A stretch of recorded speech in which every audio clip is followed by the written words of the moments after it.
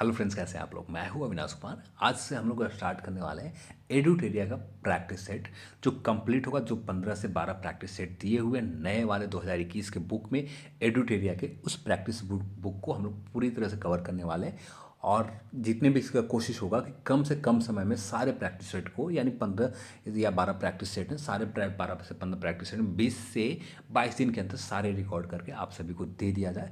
आप सभी लोग जितना ज़्यादा हो सके आप सुझाव, कुछ सुधार करने की ज़रूरत है वो आप हमें कमेंट से ज़रूर कमेंट करें, जिससे इस वीडियोस को और बेहतर तरीके से आपको प्रेजेंट किया जाए, जिससे आपको ज़्यादा मज़ा आए और ज़्यादा समझने में कोई ज़्यादा दिक्कत ना हो। अब ये मेरा फर्स्ट वीडियो है इस तरह का, तो कुछ गलतियाँ होंगी, कुछ प्रोनाउंसिएशन में गलतियाँ हुए होंगे इस वीडियोज़ में, जो होंगे उसके लिए माफ़ी चाहता हूँ। तो आज का इस वीडियो को शुरू करते हैं और कुछ सुझाव ज़रूर आप कमेंट्स में ज़रूर सुझाव दें। इस वीडियो को शुरू करने से पहले अन अकेडमी लेकर आया फ्री प्लान। इस फ्री प्लान के तहत बिहार के टॉप एजुकेटर के साथ 300 plus free live classes, 20,000 MCQs आप अन अकेडमी के ऊपर प्रैक्टिस कर सकते हैं, और डेली मॉक टेस्ट आप फ्री में मंडे टू फ्राइडे और every Saturday Bihar SI prelims के मॉक टेस्ट दे सकते हैं। इस फ्री प्लान को एक्सेस करने के लिए अन अकेडमी ऐप डाउनलोड करना है। ऐप डाउनलोड करने के बाद आपको अपना गोल सेलेक्ट करना है, बीपीएससी सेलेक्ट करने के बाद ये मेरा रेफर कोड ED10 इस्तेमाल करने, इसके बाद इस फ्री प्लान को आप अनलॉक कर सकते हैं। अन अकेडमी फ्री प्लान के अलावा आप प्लस प्लान को इनरोल करते हैं तो आपको जो कोर्सेज हैं, ये कोर्सेज समय पर पूरे किए जाते हैं। 20,000 क्वेश्चन बैंक डेली प्रैक्टिस कर सकते हैं। आप वीडियो को यूट्यूब की तरह यहाँ पर भी डाउनलोड कर सकते हैं। आप PDF डाउनलोड कर सकते हैं। जो भी गाइडेंस है, ये डेडिकेटेड गाइडेंस दिए जाते हैं। साथ में 30 जनवरी से 1 फरवरी तक बिहार एसआई 3 दिन का मेगा टेस्ट सीरीज जो फ्री है, 50 क्लासेस फ्री रोजाना, और बीपीएससी 3 दिन का डेज का रिवीजन क्लासेस चलेंगे। और साथ में बात करें बैचेज के ऊपर, बिहार एसआई के प्रीलिम्स बैचेज हिंदी मीडियम में बिहार एसआई प्रीलिम्स और मेंस की तैयारी करवाई जाएगी। 1 फरवरी से बैचेज स्टार्ट हो रहे हैं। अब विजय बीपीएससी प्रीलिम्स और मेंस की कंप्लीट तैयारी में 10 मंथ के बैचेज होंगे, जो 2 फरवरी से बैचेज स्टार्ट हो रहे हैं। साथ में आपने 6वीं बीपीएससी प्रीलिम्स एग्जाम दे रखा है तो 67वीं बीपीएससी मेंस की तैयारी अन अकेडमी लक्ष्य बीपीएससी के तहत आप कर सकते हैं। आपको अन अकेडमी ऐप डाउनलोड करना है। अन अकेडमी ऐप डाउनलोड करने के बाद बीपीएससी गोल सेलेक्ट करने हैं। सेलेक्ट करने के बाद गेट सब्सक्रिप्शन के ऊपर आ जाना है। इसके बाद ये आपके सामने प्लान खुलते हैं। इस प्लान में से किसी एक प्लान को, आपको जो भी प्लान आप एफर्ट करते हैं उस प्लान को सेलेक्ट करना है। सेलेक्ट करने के बाद ये मेरा रेफर कोड यूज़ करना है, ED10 यूज़ करने के बाद आपको प्रोसीड टू पे कर देना है। और साथ में किसी भी माध्यम से आप पेमेंट कर सकते हैं और अपने बैचेज को, अपने कोर्सेज को कंप्लीट कर सकते हैं। पहले प्रश्न को देखें तो मेकांग डेल्टा कहाँ पर स्थित है। मेकांग डेल्टा वियतनाम में स्थित है। मेकांग नदी से निकलने वाले अवसाद से मेकांग डेल्टा का निर्माण हुआ है। जो मेकांग नदी निकलता है तिब्बत के पठार से निकलते हैं। अगले प्रश्न के ऊपर देखें तो निम्नलिखित में से मौसमी घटना में कौन सी वायु दाब मापी में अचानक गिरावट को दर्शाता है। तो ये तूफानी मौसम वायोमीटर से मापे जाते हैं। अगले प्रश्न के ऊपर देखें, निम्नलिखित में से हरित क्रांति के प्रमुख घटक है। तो बीजों का अधिक उपज वाली किस्म, ये बहुत जरूरी है। सतही जल और भूमिगत जल द्वारा सिंचाई की जाती है, ये भी जरूरी है। रासायनिक उर्वरक भी हरित क्रांति में मदद करते हैं। यदि बात करें इसके साख भंडारण, आप जितने आपने उत्पादन किया उसे भंडारण की क्षमता आपके पास नहीं है तो कोई फायदा नहीं है हरित क्रांति का। विपणन नहीं किया जाए तो यहाँ पर कोई मतलब नहीं निकलता, और इसे वितरण सही तरीके से प्रॉपर वे में नहीं हो पाए तो ये भी कोई मतलब नहीं निकलता। यहाँ पर सारे आंसर सही हैं, तो यानी 1 2 3 4 सारे ऑप्शन सही है। अगले प्रश्न को ऊपर आए, भारत में निम्नलिखित में से किस राज्य में सर्वाधिक वन है। तो यहाँ पर ऑप्शन बी हो जाएगा, मध्य प्रदेश में सर्वाधिक वन क्षेत्र, आच्छादित क्षेत्र है। इसके बाद सेकंड नंबर पर जो आता है अरुणाचल प्रदेश, थर्ड नंबर पर आते हैं छत्तीसगढ़, फोर्थ नंबर पर आता है आपका उड़ीसा। अगले प्रश्न के ऊपर आए तो प्रायद्वीपीय भारत की नदियों में लंबाई घटते क्रम में अनुसार आपको व्यवस्थित करना है। यहाँ से आप ऑप्शन से आप कोशिश करें। ऑप्शन से एक चीज़ तो पता है, गोदावरी नदी सबसे लंबी नदी है, तो गोदावरी आपको सबसे लंबी है, तो ऑप्शन 2 तो होंगे ही होंगे। तो यहाँ पर देखें तो बी और डी तो हम लोग एलिमिनेट ऐसे ही कर दिए। दोनों में देखें तो कृष्णा कॉमन है, तो कृष्णा भी सेकंड नंबर पर आ जाएगा। अब थर्ड नंबर पर आप सभी को पता है नर्मदा नदी भी सबसे लंबी नदी है, तीसरी लंबी नदी है, तो यहाँ पर ए ऑप्शन हो जाएगा। इसे एलिमिनेट करके आप प्रश्न को सॉल्व करें, बहुत आसानी से हो जाएंगे। अगले प्रश्न के देखें तो निम्नलिखित में से कौन सा सुमेलित नहीं है। तो यहाँ पर दीपू दरा अरुणाचल प्रदेश में है, तो यहाँ पर ये सी नंबर सुमेलित नहीं है, तो बाकी सभी सही है, सी सुमेलित नहीं है। अगले प्रश्न के ऊपर आए, अगले प्रश्न को देखें, कौन सी नस्ल के गाय नहीं, ये बहुत इंपॉर्टेंट क्वेश्चन है, आप पूछे भी जा सकते हैं BRSI में। यदि बात करें मालवी गाय की जो प्रजाति है, इसके बाद बात करें बचौर, कावरेज, ये सारी चीज़ें, और सुरती जो है, सुरती गाय का नहीं है। और श्रुति जो है भैंस का नस्ल है। मालवी, कांकरेंज और बाचौर ये गाय की नस्ल है। अगले प्रश्न के ऊपर आए, कामेंग जल विद्युत परियोजना किस राज्य में अवस्थित है? बहुत इंपॉर्टेंट प्रश्न है, आप इसे मार्क कर लें। कामेंग जल विद्युत परियोजना, ये आपका इसका आंसर हो जाएगा अरुणाचल प्रदेश। बहुत ही इंपॉर्टेंट प्रश्न है। अगले प्रश्न के ऊपर आए तो सबसे पहले सफल आधुनिक सूती वस्त्र कारखाना कहाँ पर स्थापित की गई थी? यहाँ पर बहुत ज़्यादा कन्फ्यूजन होंगे आप यदि, क्योंकि उसी समय में दो जगह किए गए थे बस थोड़े से अंतराल में, पर पहला जो सफल कारखाना स्टार्ट किए गए थे ये बम्बई में हुए थे। अगले प्रश्न के ऊपर आए तो 2011 के जनगणना के अनुसार सर्वाधिक ग्रामीण जनसंख्या प्रतिशत वाला राज्य कौन सा है? तो बहुत इंपॉर्टेंट प्रश्न है। सर्वाधिक जनसंख्या ग्रामीण जनसंख्या वाला राज्य जो है इसका हिमाचल प्रदेश। यदि अगले प्रश्न को देखें, उष्ण और शुष्क सामल जो है कहाँ का स्थानीय हवा है? तो ये इसका जो आंसर हो जाएगा इराक, सही आंसर हो जाएंगे इराक के स्थानीय हवा। अगले प्रश्न के ऊपर देखें तो यहाँ पर प्रश्न है, निम्नलिखित में से कौन सा सही है? तो अगले प्रश्न यहाँ पर देखेंगे, राष्ट्रपति संसद सत्र का आहूत करता है, तो ये बिल्कुल सही है। राष्ट्रपति लोकसभा को भंग कर सकता है, बिल्कुल कर सकता है। प्रधानमंत्री के अगले प्रश्न को देखें, राष्ट्रपति सदन के सत्रवासन कर सकता है, तो ये भी करते हैं। अगले ऑप्शन के देखें तो राष्ट्रपति सदन के स्थगित कर सकता है, तो ये राष्ट्रपति का काम नहीं है, ये लोकसभा के अध्यक्ष के काम है। तो इसका प्रश्न का आंसर जो होगा 1 2 3 सही है। अगले प्रश्न के ऊपर देखें, विधान परिषद में धन विधेयक के अधिकतम कितने दिन माह तक रोकी जा सकती है? विधान परिषद में धन विधेयक को कितने माह तक रोकी जा सकती है? तो इसका आंसर हो जाएगा ए 14 दिन। यदि धन विधेयक की बात करें अनुच्छेद में आर्टिकल 172 के अंतर्गत आते हैं। और यहाँ पर एक चीज़ और हमें याद रखनी है, विधान परिषद किसी भी बिल को, साधारण बिल को कम से कम कितने दिन तक रोक सकती है? तो यहाँ पर 4 माह के लिए मैक्सिमम रोक सकती है, मैक्सिमम 4 माह के लिए रोके जा सकते हैं। तो यहाँ पर कन्फ्यूजन आपको नहीं करना, 4 माह 14 दिन में। तो यहाँ पर विधान परिषद धन विधेयक के अधिकतम 14 दिन और किसी साधारण विधेयक के लिए विधान परिषद सिर्फ 4 माह रोक सकती है। अगले प्रश्न के ऊपर आए, निम्नलिखित में से कौन सी शक्ति राज्यपाल को नहीं दी गई है? बहुत ही इंपॉर्टेंट प्रश्न है। तो यहाँ पर यदि आप कोशिश करें बनाने के लिए तो इसका आंसर जो होगा, राज्य के लोकसभा आयोग के सदस्यों को हटाने के अधिकार ये राज्यपाल के पास नहीं है। अगले प्रश्न के ऊपर देखें, अब ये अधिकार जो है राष्ट्रपति के पास ही है, पर यह अगले प्रश्न के ऊपर देखें तो भारत के संविधान के अंतर्गत कल्याणकारी राज्य की अवधारणा निम्नलिखित में से किस अनुच्छेद में वर्णित है? तो यहाँ पर इस प्रश्न के आंसर हो जाएंगे अनुच्छेद 38। अगले प्रश्न के ऊपर आए, संसदों की योग्यता संबंधित विवादों का निर्णय, जो भी योग्यता के संबंधित निर्णय होते हैं ये कौन करता है? तो ये प्रश्न आप कोशिश कर सकते हैं बनाने के लिए। इसका आंसर जो हो सकता है होगा निर्वाचन आयोग की सलाह पर राष्ट्रपति। यदि संसद की योग्यता के संबंध कोई भी विवाद निर्णय जो करता है राष्ट्रपति निर्णय करते हैं, जो निर्वाचन आयोग के सलाह पर होते हैं। अगले प्रश्न के देखें तो भारतीय संविधान के प्रस्तावना में जिन आदर्श एवं उद्देश्यों के रूपरेखा दी गई है उसका विस्तार है कहाँ पर? तो ये प्रश्न का आप अटेम्प्ट ले सकते हैं। इसका आंसर जो होगा डी हो जाएगा। इनमें से सभी मूल अधिकार, आप जाकर मूल अधिकार में देखें तो इसी चीज़ को प्रस्तावना में जो मेंशन है उसी बात को कही गई है। मौलिक कर्तव्य, नीति निर्देशक तत्व, ये सारे चीज़ हो जाएंगे। अगले प्रश्न के ऊपर देखें तो राज्यसभा का विशिष्ट क्षेत्राधिकार होता है। राज्यसभा का विशिष्ट क्षेत्राधिकार राज्यों को सूची के किसी भी विषय पर संसद का कानून बनाने के लिए प्राधिकृत करने में, तो ये राज्यसभा के पास विशिष्ट क्षेत्राधिकार होते हैं राज्य की किसी सूची पर। इसके लिए सबसे नॉर्मल तरीके से आप सोचें तो राज्यों को प्रतिनिधित्व कौन कर रहा है? राज्यसभा। तो राज्यसभा की और राज्य सूची के विषय पर कौन कानून बनाने के लिए किसके पास अधिकार सबसे ज़्यादा होने चाहिए? तो राज्यसभा के पास होनी चाहिए। अब ये नॉर्मल से आप थोड़ा सा समझ के बनाएं तो बहुत आसानी से भारत सरकार अधिनियम 1919 के बारे में निम्न में से कौन सा कथन सत्य नहीं है? तो इस प्रश्न को देखें, सांप्रदायिक पंचायत कहा जाता है, इस प्रतिनिधि का प्रथा का आगे बढ़ाया, तो ये 1919 सही है। इसे मांडगेयू चेम्सफोर्ड सुधार के रूप से भी जाना जाता है, ठीक है। तीसरा ऑप्शन देखें, इस अधिनियम के तहत भारत में लोकसभा आयोग की गठन का प्रावधान किया गया था 1919 के तहत, ये भी सही है। पर इसके तहत अप्रत्यक्ष चुनाव प्रणाली की शुरुआत नहीं की गई थी। ये जो शुरुआत किए गए थे 1892 में भारत परिषद अधिनियम के तहत अप्रत्यक्ष चुनाव प्रणाली की शुरुआत की गई थी। तो इसका जो सही आंसर हो जाएगा डी। ये जो गलत है इसका आंसर आपको याद रखना, 1892 का भारत परिषद अधिनियम के तहत शुरुआत की गई थी। अगले प्रश्न के ऊपर देखिए, संविधान के संशोधन हेतु कितने विधियों प्रणालियों का अपनाया गया? तो यहाँ पर आंसर हो जाएगा 3। एक साधारण सामान्य बहुमत के तहत जिसके यदि बात करें, यहाँ पर दो तरीके से प्रश्न बनाए जा सकते हैं,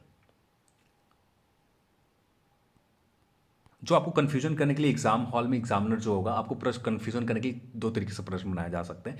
एक सीधे तौर पर पूछा जा सकता है कि अनुच्छेद 368 के तहत कितने प्रकार के संशोधन संविधान में मेंशन किए गए, संविधान में उल्लेखित है। तो यहाँ पर सीधे तौर पर आपका आंसर होना चाहिए दो। एक जो आंसर होगा संसद के दोनों सदनों के अलग अलग विशेष बहुमत के आधार पर, जो अनुच्छेद 368 में मेंशन है, और दूसरा जो होगा विशेष बहुमत के आधार पर। अब ये विशेष बहुमत में संसद से तो दोनों सदनों का चाहिए बहुमत, उसके साथ कुल राज्यों में से आधे राज्यों का सहमति भी चाहिए, तब हो जाएंगे दो, इंपॉर्टेंट हो जाएंगे। तो यहाँ पर इस प्रश्न के हिसाब से आपका आंसर होगा तीन। तीन प्रकार के एक समान बहुमत के तौर पर भी किए जाते हैं। अगले प्रश्न के ऊपर हम लोग देखें, भारत के राष्ट्रपति के कार्यकाल के अनुसार सही क्रम है। तो यहाँ पर आप अटेम्प्ट लेने की कोशिश करें कौन सा क्रम सही है, या आप थोड़ा सा भी आप कोशिश करेंगे तो बहुत आसानी से हो जाएंगे। यहाँ पर यदि ऑप्शन में देखें ज्ञानी जौल सिंह, तो ये बहुत लास्ट में आएंगे, तो ये ऑप्शन हमें एलिमिनेट पहले ही कर देनी चाहिए।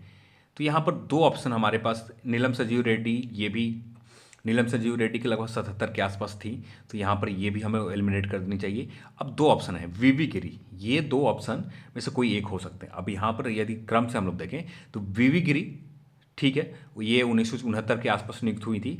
और नीलम संजीव रेड्डी की बात करें तो 1977 में, ज्ञानी जैल सिंह इसके बाद आते हैं। तो यानी यहाँ पर आपका बी ऑप्शन सही है, ज्ञानी जैल सिंह और उसके बाद आर के वेंकटरमन, ये इनका जो समय था 1987 में। अगले प्रश्न के ऊपर देखें, यहाँ पर संविधान से ज़्यादा प्रश्न पूछे गए, जो एसआई के एग्जाम में ऐसा नहीं होता है, फिर भी यहाँ पर ज़्यादा पर प्रैक्टिस होनी चाहिए अपनी, तो प्रैक्टिस के लिए हिसाब से देखें तो बहुत अच्छा है। उच्चतम न्यायालय के न्यायाधीश बनने के लिए न्यूनतम आयु सीमा होनी चाहिए। तो यहाँ पर प्रश्न को आप न्यूनतम आयु से, उच्चतम न्यायालय के सीजीआई न्यायाधीश है। यहाँ पर मैक्सिमम लोग गलती करके आ सकते हैं, यदि यहाँ पर थोड़ा सा 65 दे दिया जाता हो, 65 वर्ष या 35 की जगह 65, तो कुछ लोग गलती करके आ सकते थे आसानी से। पर इसका आंसर जो संविधान में बात करें, किसी भी प्रकार के सीमा का निर्धारण नहीं की गई है उच्चतम न्यायालय के न्यायाधीश के रिलेटेड किसी भी प्रकार के नहीं। आपको सिर्फ 65 ईयर हो गए यहाँ पर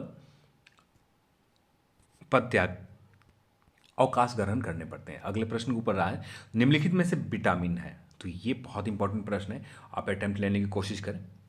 तो इनमें से कौन सा विटामिन है, तो इसका आंसर हो जाएंगे राइबोफ्लोविन। राइबोफ्लोविन एक विटामिन है। यदि कैरोटीन देखें तो ये एक प्रकार के प्रोटीन है। इंसुलिन देखें तो ये हार्मोन है, और यहाँ पर एड्रेनलिन देखें तो ये भी एक हार्मोन है। तो यहाँ पर एक कैरोटीन प्रोटीन का नाम है, इंसुलिन हार्मोन का नाम है, एड्रेनलिन हार्मोन का नाम है। तो यहाँ पर क्या आंसर हो जाएगा, राइबोफ्लोविन, ये एक विटामिन है। और राइबोफ्लोविन के जो हम लोग बी टू को विटामिन बी टू को राइबोफ्लोविन भी कहते हैं। अगले प्रश्न के ऊपर आए तो वर्तमान के समय दूध को संतुलित आहार नहीं माना जाता क्योंकि इसमें क्या अभाव होते हैं। बहुत ही इंपॉर्टेंट प्रश्न है, आप अटेम्प्ट लेने की कोशिश करें तो इसका आंसर जो होगा आयरन और विटामिन सी की कमी होती है। आप यहाँ पर आयरन के नहीं होते और विटामिन सी भी नहीं पाए जाते हैं। अगले प्रश्न के ऊपर आया तो निम्नलिखित में से किसका संश्लेषण या क्रिक के द्वारा किया जाता है। ये भी बहुत इंपॉर्टेंट प्रश्न है, आप अटेम्प्ट लेना चाहें तो यहाँ पर ऑप्शन के हिसाब से डायरेक्ट आप सीधे तौर पर जा सकते हैं विटामिन के, बिना सोचे समझे विटामिन के यहाँ पर सही है।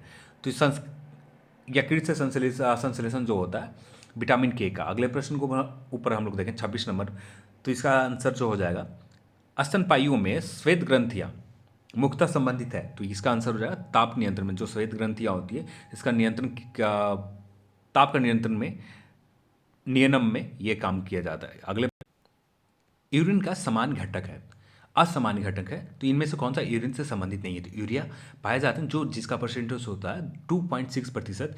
क्रिएटिन पाए जाते हैं, क्रिएटिन प्लस यूरिक एसिड दोनों के परसेंटेज होते हैं 0.3% होते हैं। सोडियम पाया जाता है, सोडियम की यदि प्रतिशत की बात करें तो यहाँ पर सोडियम लगभग 2% के आसपास होते हैं, और बाकी जल होते हैं 95% के आसपास। तो ये होगा इसका आंसर जो होगा सी, एक असामान्य घटक है एल्ब्यूमिन। अगले प्रश्न के ऊपर देखें तो डॉक्टर के द्वारा प्रयोग किए जाने वाले स्टेथोस्कोप किस सिद्धांत पर कार्य करता है। तो इसका अटेम्प्ट लेना चाहिए, बहुत ही इंपॉर्टेंट प्रश्न है और आसानी तौर पर आप जल्दबाजी में गलती करके आ सकते हैं। ऑप्शन भी देखें तो बहुत ही अच्छे तरीके से ऑप्शन दिए गए हैं, आप गलत गलती करने के चांसेस बढ़ जाते हैं, पर इसका सीधे तौर पर हम लोग जा सकते हैं ध्वनि के परावर्तन के सिद्धांत पर आधारित होते हैं। निम्नलिखित में से वह रुधिर जो वाहिका के कौन सी है जो जिगर को ऑक्सीजन रुधिर ले जाती है? ये बहुत इंपॉर्टेंट प्रश्न है, और प्रश्न की यदि हिंदी देखे जाए तो बहुत ज़्यादा हिंदी टफ है। तो इसका आंसर जो होगा डी, यकृत धमनी। ये आपका रुधिर वाहिका कौन सी है जो जिगर को ऑक्सीजन रुधिर ले जाती है? तो यकृत धमनी से जिगर तक ऑक्सीजन जाते हैं। तो इस प्रश्न को देखें तो एस्ट्रोजन और प्रोजेस्टेरॉन का स्राव निम्नलिखित में से किसके द्वारा कंट्रोल किया जाता है, नियंत्रण किया जाता है? इसका आंसर जो होगा पीयूष ग्रंथि। पीयूष ग्रंथि के यहाँ पर आपको याद करने के लिए ज़्यादा कुछ है नहीं, पर पीयूष ग्रंथि के FSH और LH हार्मोन्स के द्वारा इसे नियंत्रण किया जाता है। जैव ईंधन किसके बीज से प्राप्त होते हैं? तो यहाँ पर आपको याद रखना है जैट्रोफा एक बीज है जिसका तेल से जैव ईंधन प्राप्त किया जाता है। यहाँ पर एक चीज़ और ध्यान रखनी है, किस विधि द्वारा इसे प्राप्त किए जाते हैं? तो ये प्रसंस्करण विधि द्वारा आपको ये प्राप्त किए जाते हैं। तो जैट्रोफा बीज से जैव ईंधन प्राप्त होते हैं। अगले प्रश्न के ऊपर आए, गेहूं के धब्बा का रोग किसके कारण से होता है? तो यहाँ पर सीधे तौर पर आप अटेम्प्ट ले लें, सॉरी 32 के सी, हाँ 32 के सी होगा अस्टिलैगोट्रिप्सी। अगले प्रश्न के ऊपर आए तो यहाँ पर देख सकते हैं कौन से दो आधारभूत बल दो न्यूट्रॉनों के बीच आकर्षण बल का उपलब्ध करा सकते हैं? दो न्यूट्रॉन है, उनके आकर्षण बल उपलब्ध करा सकते हैं। ये हो सकते हैं गुरुत्वीय बल और नाभिकीय बल, दोनों दो न्यूट्रॉनों के बीच में आकर्षण बल उपलब्ध करवा सकते हैं। अगले प्रश्न के ऊपर हम लोग देखें, इनमें से कौन सी एक परमाणु वाली गैस है? तो यहाँ पर यदि एक परमाणु वाली गैस है तो यहाँ पर देखें ऑक्सीजन O2 है, यहाँ पर दो परमाणु है। नाइट्रोजन N2 है, यहाँ पर भी दो परमाणु है। फ्लोरीन F2 है, इसका भी दो परमाणु है। तो आंसर इसका हो जाएगा नियोन। तो यहाँ पर आपको बेसिक कॉन्सेप्ट क्लियर होनी चाहिए परमाणु संरचना के ऊपर, तो ये आप जाकर एक बार अच्छे से कवर कर लें तो जहाँ अब कोई दिक्कत नहीं होंगे। अगले प्रश्न के ऊपर हम लोग देखें तो यहाँ पर देखें तो उच्च ऑक्टेट ईंधनों में, जो ऑक्टेन ईंधनों में उत्पादन के उत्प्रेरक रूप में निम्नलिखित में से किसका प्रयोग किया जाता है? तो यहाँ पर सीधे तौर पर हमें आंसर याद रखनी है, और इसका आंसर जो होगा H2SO4। अगले प्रश्न के ऊपर देखें, जो रेडियो एक्टिव पदार्थ होते हैं, रेडियोधर्मी पदार्थ होते हैं, किसके उत्सर्जन के दौरान कोई परिवर्तन इनके दरम्यान में, इनके आवेश में नहीं होता? तो इसका आंसर सीधे तौर पर हम लोग जा सकते हैं, ज़्यादा हमें सोचने की ज़रूरत नहीं है। गामा उत्सर्जन जब होते हैं, इनके ना दरम्यान में कोई क्षति होती है ना आवेश में कोई परिवर्तन होते हैं, तो दोनों गामा उत्सर्जन के समय। अगला प्लास्टर ऑफ पेरिस को जमाने के लिए आवश्यक होती है। यहाँ पर सीधे तौर पर प्रश्न को देखें तो आपको डायरेक्ट यहाँ पर थोड़ा सा ध्यान रखना है, प्लास्टर ऑफ पेरिस को जमाने के लिए क्या आवश्यक है? तो जल योजन, यदि जब उसमें जल मिलाया जाता है तब जाकर अनहाइड्रेट बनाता है। जल मिलाते हैं तो अनहाइड्रेट बनाता है। जैसे प्लास्टर ऑफ पेरिस है CaSO4 CaSO4 2H2O। अब हाइड्रेट जल के साथ नियोजन करते हैं तो हाइड्रेट बनाता है, तब जाकर हमें H2O। इसके बाद हम लोग देखें तो 2CaSO4 जिप्सम 2H2O। तो इसे हमें ध्यान रखनी है, स्पेशली आपको ये आपको ध्यान रखनी है, ये कभी कभी पूछ दिए जाते हैं, तो ये हमें ध्यान रखनी है। अगले प्रश्न के ऊपर देखें, निम्नलिखित में से क्या है? पृथ्वी में निम्नलिखित में से क्या है? तो ये हमें ध्यान रखनी है। इसका आंसर जो होगा डी, ऊष्मा खराब अवशोषक और खराब विकिरक है। पृथ्वी जो है इनमें से क्या? ऊष्मा के अच्छे परावर्तक है, ये गलत ऑप्शन है। ऊष्मा गैर अवशोषक है, ये भी गलत है।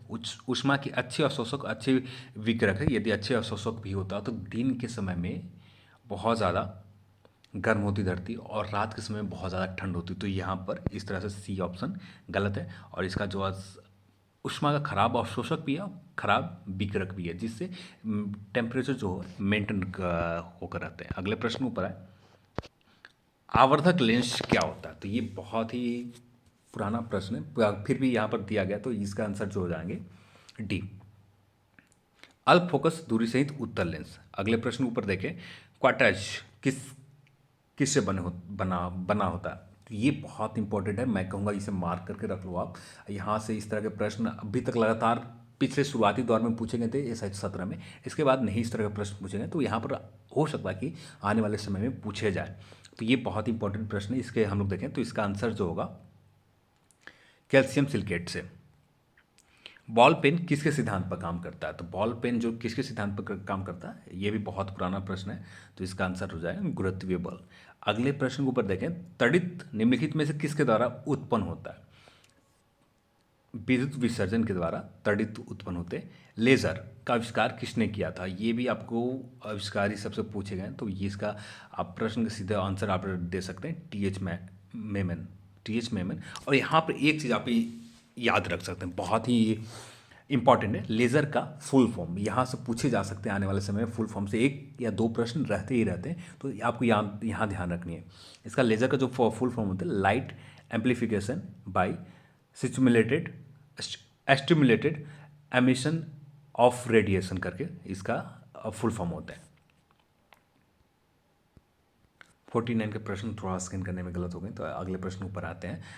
48 के ऊपर सीधे आते हैं, तो 48 नहीं, हाँ ठीक है, 47 में थोड़ा सा स्कैन करने में गलत हो गए, और यहाँ पर इसलिए इसे हम लोग छोड़ देते हैं। 48 में सीधे आए तो सहकारी बैंक का गठन कितने स्तर पर किया जाता है? सहकारी बैंक का गठन कितने स्तर पर किया जाता है? तो इसका आंसर हो जाएगा 3 स्तरीय गठन किए जाते हैं। राज्य सहकारी बैंक, केंद्रीय या जिला सहकारी बैंक और प्राथमिक ऋण समिति, 3 स्तर पर किए जाते हैं सहकारी बैंकों की गठन। अगले प्रश्न ऊपर देखें, निम्नलिखित में से मुद्रा के किस रूप को व्यापक मुद्रा कहा जाता है? ये बहुत इंपॉर्टेंट प्रश्न है, इसे हमें सीधे तौर पर आंसर की देखें तो M3 इसका आंसर हो जाएगा। अगले प्रश्न ऊपर देखें, स्पीड पोस्ट सेवा की शुरुआत किस पंचवर्षीय योजना से किया गया था? बहुत ही इंपॉर्टेंट प्रश्न है, आप अटेम्प्ट लेना चाहें तो अटेम्प्ट ले सकते हैं। इसका आंसर जो होगा सीधे तौर पर आप यहाँ पर डी के साथ डाल सकते हैं। 7वीं पंचवर्षीय योजना में स्पीड पोस्ट सेवा की शुरुआत की गई थी 1986 में, 7वीं पंचवर्षीय योजना के तहत।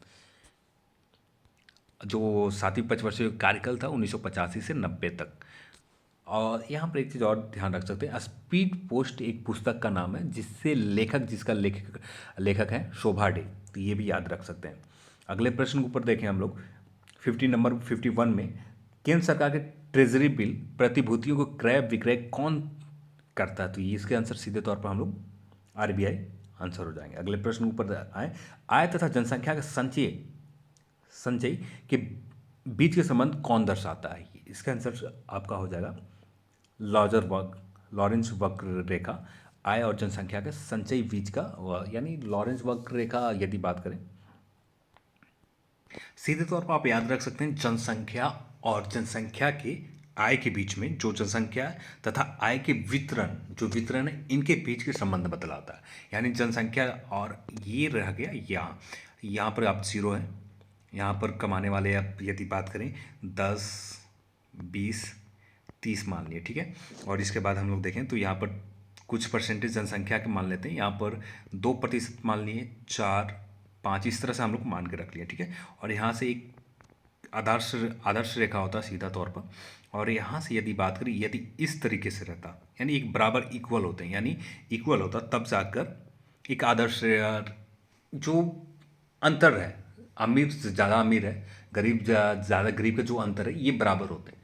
पर यहाँ पर इस तरह से नहीं होता, और यहाँ पर जो इस तरह से होते हैं, ये इस तरह से होता है। ये दोनों आय और वितरण के बीच में संबंध दर्शाता, और ये जो बीच के गैप होते हैं, इसे बीच के गैप को गिनी गुणांक कहा जाता है, और लॉरेंस वक्र रेखा। और यहाँ पर सीधे तौर पर याद रख सकते हैं, गिनी गुणांक जो होता है, लॉरेंस वक्र रेखा का गणितीय प्रदर्शन के गिनी गुणांक कहलाते हैं। तो इस तरह से आप याद रख सकते हैं। अगले प्रश्न पर आए तो IUCAN के मुख्यालय कहाँ पर स्थित है? बहुत ही इंपॉर्टेंट प्रश्न है, आप अटेम्प्ट लेना चाहें तो अटेम्प्ट ले सकते हैं पॉज करके इस वीडियो का। इस प्रश्न का सीधे तौर पर आंसर हम लोग स्विट्जरलैंड में आ जाए। 54 नंबर प्रश्न बनाया, तो रामसर संधि, एक रामसर संधि जो है वेटलैंड की एक संबंधित एक समझौता है, एक संरक्षण करने के लिए जितनी भी वेटलैंड है। इसके जो हस्ताक्षर कब किए गए थे, भारत ने कब हस्ताक्षर किया, तो ये 1982 में। पर इसके स्थापना कब की गई थी, तो ये 1971 में। रामसर संधि के जब हुए थे 1971 के समय में हुए थे, और 1982 में इससे भारत इसमें भी हस्ताक्षर के लिए इसमें भी शामिल हो गया। तो यहाँ पर अभी वर्तमान में बात करें तो 42 वेटलैंड है जो रामसर साइट में आते हैं भारत के 42 वेटलैंड। ये इंपॉर्टेंट प्रश्न बन जाता है क्योंकि लगातार यहाँ से प्रश्न पूछे जा सकते हैं।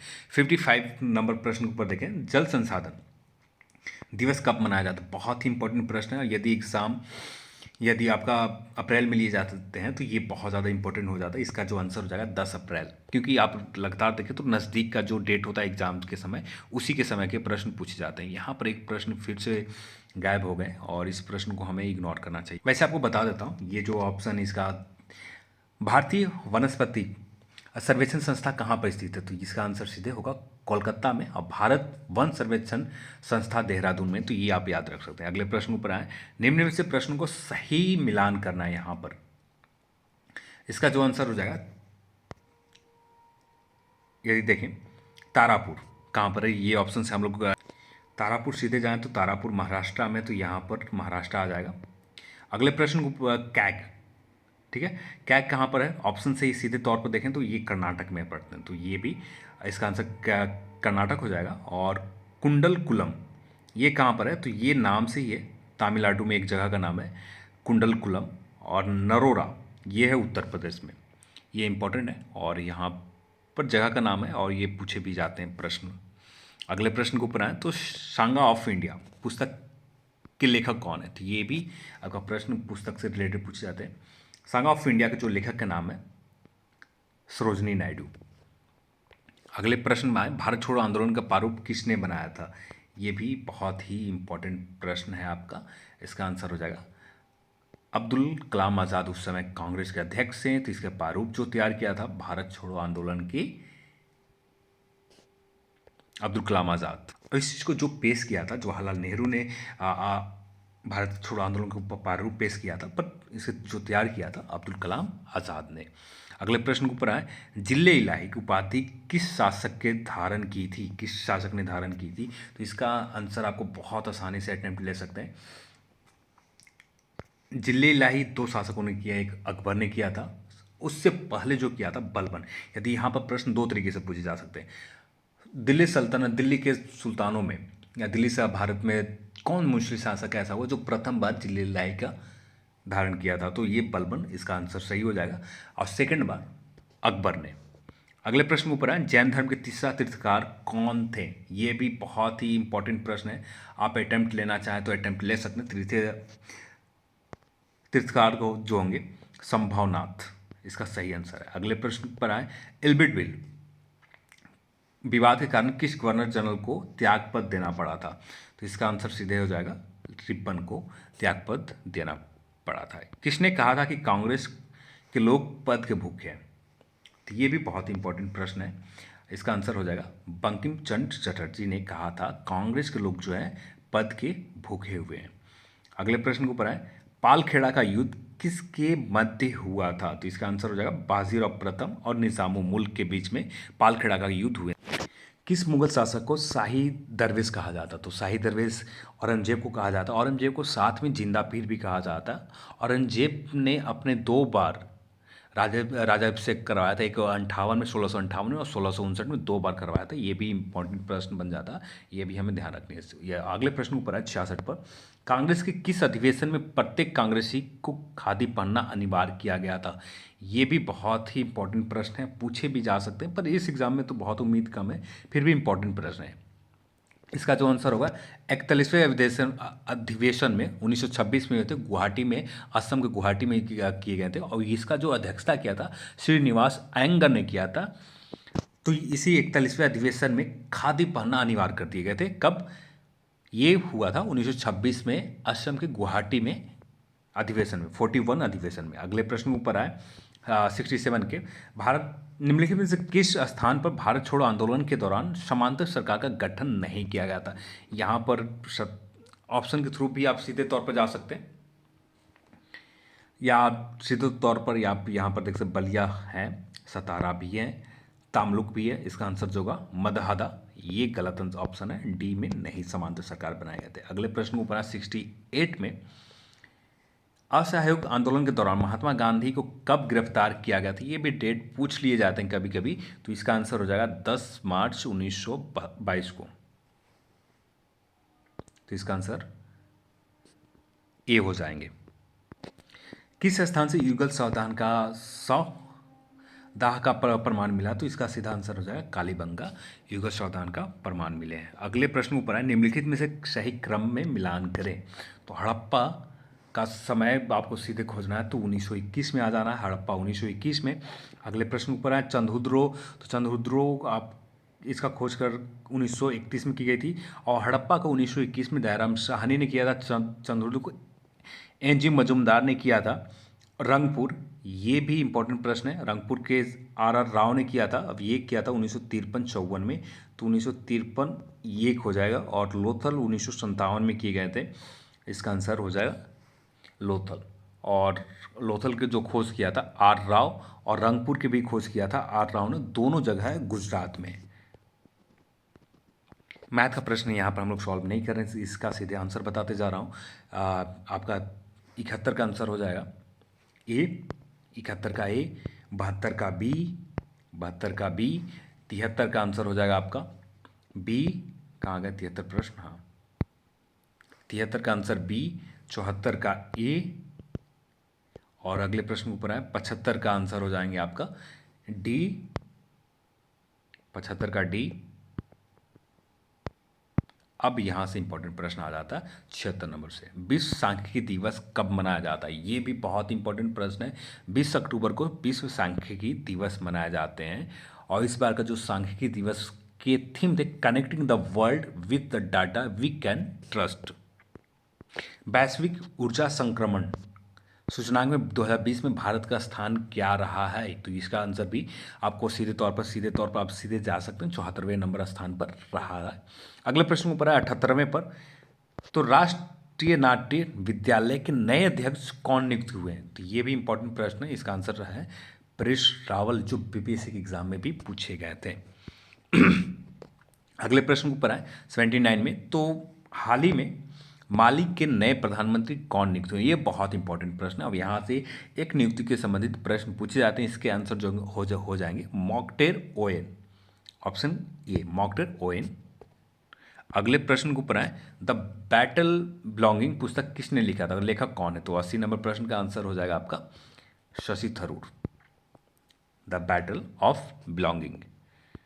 अगले प्रश्न के ऊपर देखें, यहाँ पर निम्नलिखित में से किसका मिलान सही है, तो यहाँ पर सीधे तौर पर हम लोग जा सकते हैं जगदीश मुखी पर। असम के राज्यपाल हैं जगदीश मुखी, और यदि सीधे तौर पर हम लोग देखें अरुणाचल प्रदेश के बी.डी. मिश्रा, केरल का आरिफ मोहम्मद खान, और गुजरात का आचार्य देवव्रत, ये हैं गुजरात का राज्यपाल। अगले प्रश्न ऊपर आए, sustainable sanitisation and climate change विषय थीम कौन से दिवस को मनाया गया, तो इसका आंसर हो जाएगा विश्व शौचालय दिवस, जो मनाया जाता है 19 नवंबर 2020 का जो थीम था ये। अगले प्रश्न ऊपर आए 83 नंबर पर, अक्टूबर 2000 को साइबर स्पेस क्षेत्र में सहयोग के लिए भारत किस देश के साथ समझौता किया साइबर स्पेस में, इसका आंसर जो हो जाएगा 83 का डी, जापान के साथ समझौता किया। 84 में आते हैं, तो महान फुटबॉलर डियोगो मैराडोना हाल ही में हृदयघात से निधन हो गया है, हार्ट अटैक से निधन हो गया, तो इनमें से किस देश के फुटबॉल खिलाड़ी थे, तो इसका आंसर हो जाएगा अर्जेंटीना। अगले प्रश्न के ऊपर आए 85 पर, सिटमैक्स सैन्य अभ्यास शामिल होने वाला देश के नाम आपको याद रखना है, तो सिटमैक्स में आपको एक त्रिपक्षीय नौसैनिक अभ्यास है, तो यहाँ से सीधे नाम से याद रख सकते हैं। नाम से यहाँ पर जो है एस से सिंगापुर, आई से इंडिया, टी से थाईलैंड, ये त्रिपक्षीय एक सैन्य अभ्यास है, जो नौसैनिक सैन्य अभ्यास है, तो इसका आंसर हो जाएगा भारत, सिंगापुर और थाईलैंड, बी इसका राइट आंसर। 86 के ऊपर आए, मुख्यमंत्री किसान सहाय योजना निम्नलिखित से किस राज्य की प्रमुख योजना है, तो इसका आंसर हो जाएगा गुजरात का।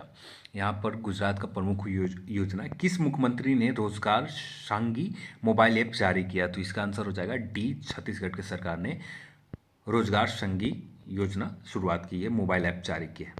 कोविड-19 निपटने के लिए ऑपरेशन नमस्ते किसकी शुरुआत है, तो यहाँ पर ऑपरेशन नमस्ते जो शुरुआत है भारतीय थल सेना का शुरुआत है, इंडियन आर्मी का शुरुआत है। यदि अगले प्रश्न ऊपर आए, रोजर पेनरोज किस क्षेत्र के नोबेल पुरस्कार से 2020 में प्रदान किया गया? रोजर पेनरोज को किस क्षेत्र में दी गई? तो ये भौतिकी क्षेत्र में दिए गए। भौतिकी क्षेत्र में यदि और बात करें तो इनके साथ रिनहार्ड गेजल्स, एंड्रिया ढेज को दिया गया। एंड्रिया ढेज जो है अमेरिका के, रिनहार्ड गेजल जो है जर्मनी के, और रोजर पेनरोज जो है ब्रिटेन के हैं।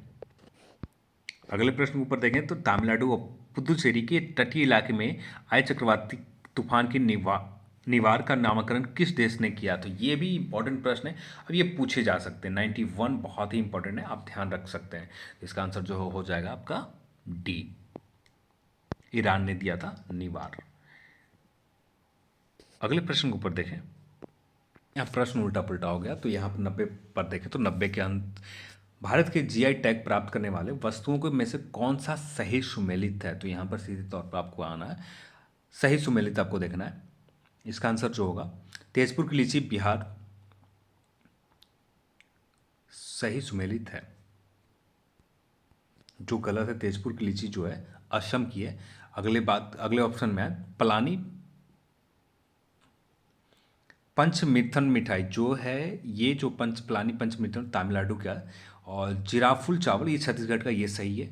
और इरोड हल्दी जो है तमिलनाडु का है। तो यहाँ पर इसका सही आंसर जो होगा जिराफुल चावल एक सही क्रम है।